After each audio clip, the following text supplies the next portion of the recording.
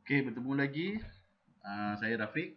Hari ni saya nak cerita pasal cara untuk kita manipulate PDF. Manipulate PDF ni kita nak bermain-main lah dengan PDF.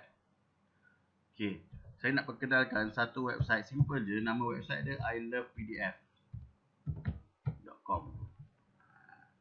ilovepdf.com ni lah kita gunakan untuk manipulate PDF. Software tak payah install. Software dia dah ada terus dekat dalam website.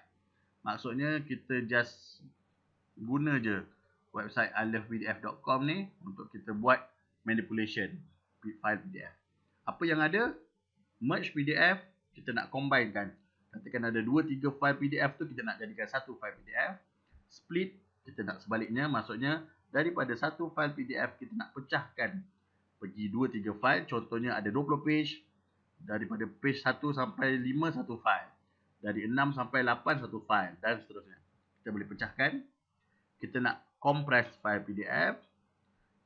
Okay, yang 6 item ni kita nak convert PDF pergi Word, Word pergi PDF, PowerPoint pergi PDF, PDF pergi PowerPoint, Excel pergi PDF, PDF pergi Excel.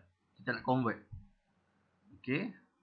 JPEG, JPG ni gambar lah. Kalau tonton nak tahu semua, JPG ni short form untuk gambar. Okay. PDF to JPEG, kita panggil JPEG JPEG to PDF. Kita nak letak page number, katakan kita ada file PDF tu tapi tak ada nombor pula. Kita letak nombor, kita boleh buat watermark. Watermark background belakang lah, ataupun nak letak kita punya chop. Kita nak lock. PDF kita ni kita nak lock. Orang boleh buka je, boleh baca je tapi tak boleh edit. Tak boleh edit maksudnya dia tak boleh buat benda ni.